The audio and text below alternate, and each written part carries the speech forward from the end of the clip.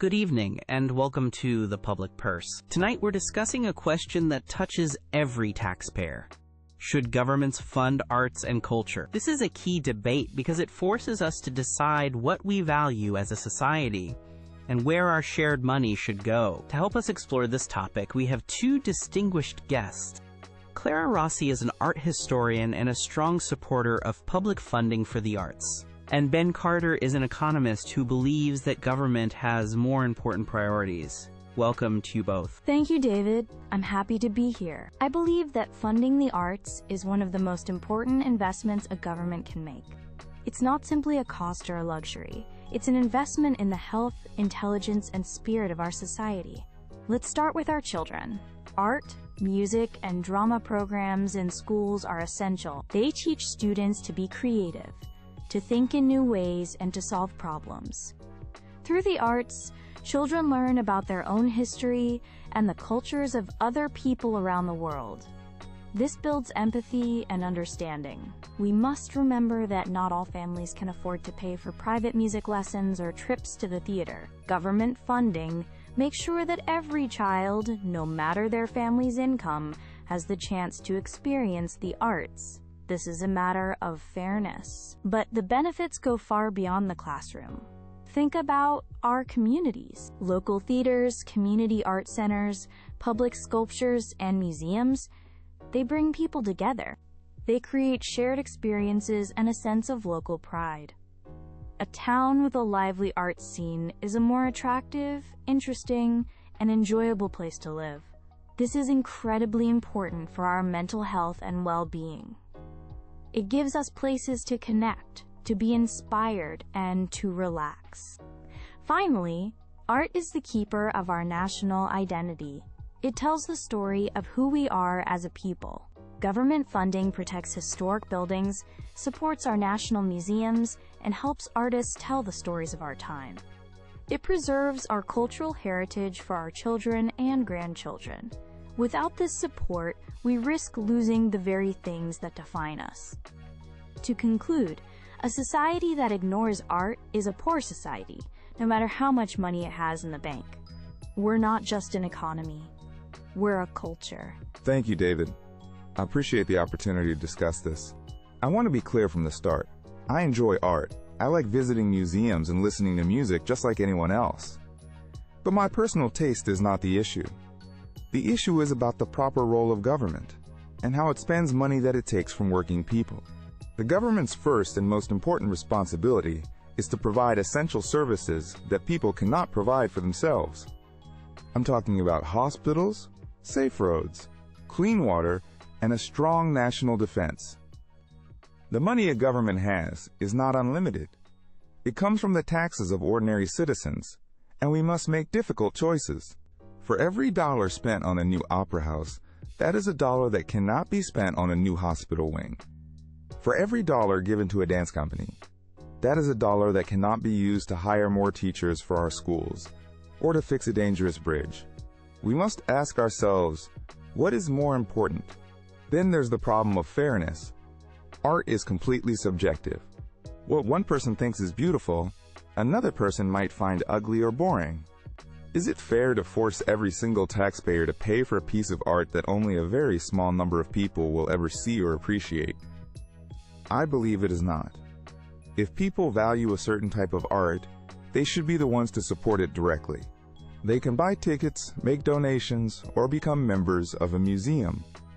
The arts should be funded by the people who enjoy them, not by everyone. This leads to my final point. The arts should operate in the free market.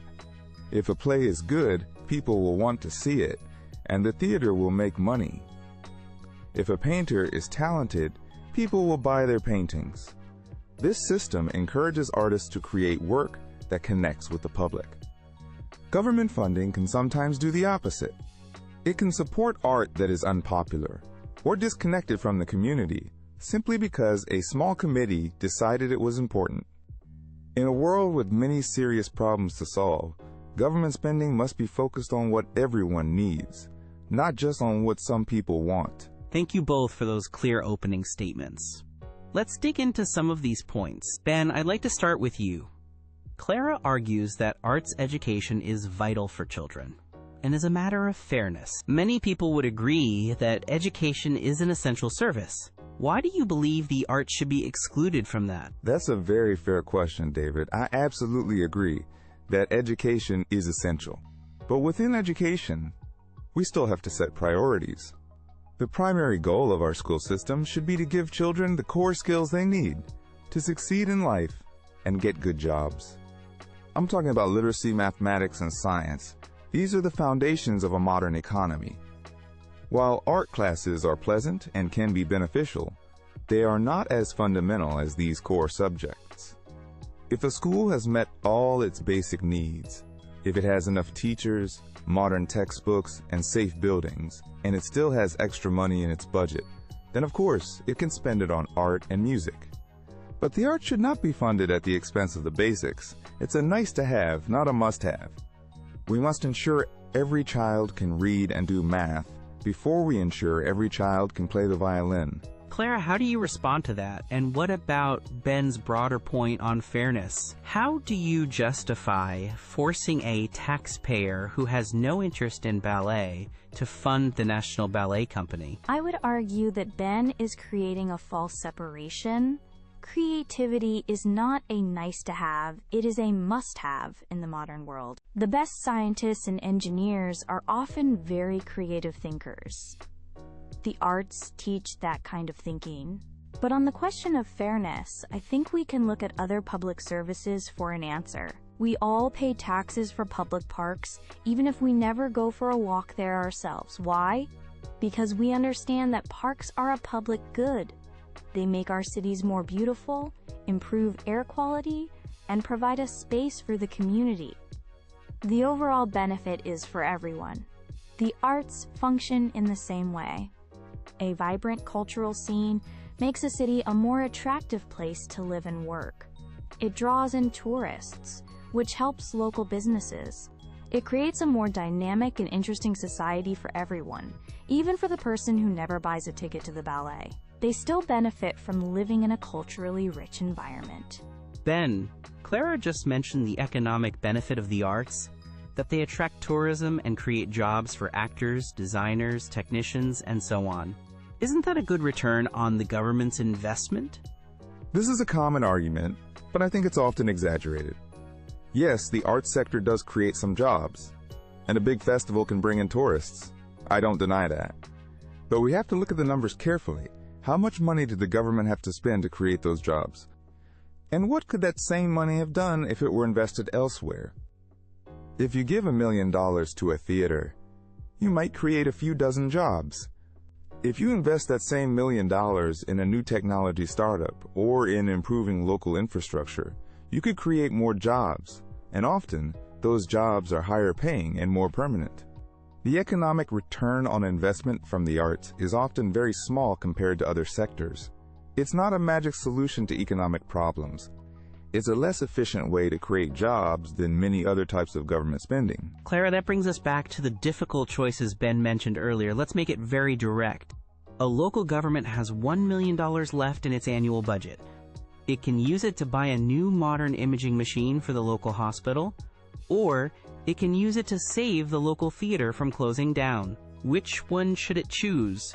I believe this is a false choice, and it's a dangerous way to think about society. It suggests that we must choose between health and soul, between surviving and living. A truly healthy and successful society needs both. It needs excellent hospitals, and it needs vibrant theaters. The government's job is not to pick one over the other. Its job is to create a budget that is large enough and smart enough to support all the things that make a community strong. A hospital saves lives, and we must always fund it. But a theater, a museum, or an art class gives people a reason to live a full and happy life. It is not an either-or question, it's a both/and question. We must demand that our public services are funded to a level where we don't have to sacrifice our culture just to fix our bodies. In the end, this comes down to priorities and responsibility. While the arts are a wonderful part of life, they are a personal choice. A government's primary duty is to its citizens' collective, essential needs. It must provide security, infrastructure, and a safety net for the vulnerable. Using public tax money for subjective and non-essential things like art is a misuse of that responsibility. Let individuals and private charities support the arts they love. Let's fix our roads and fund our hospitals first. Then, we can talk about statues. Art is not a decoration on the cake of society. It is a key ingredient. It is fundamental to our education, to the health of our communities, and to our shared identity. Public funding is not about subsidizing a luxury for the rich. It is about ensuring that every single person, regardless of their wealth or background, has access to their own culture. It is an investment in our collective soul. We must fund the things that make our lives not just possible, but also worth living. And that is where we must leave it. My sincere thanks to Clara Rossi and Ben Carter for a very engaging and important debate. We've heard two very different visions for the role of government. We encourage you all to think about this question in your own communities. Thank you for watching The Public Purse.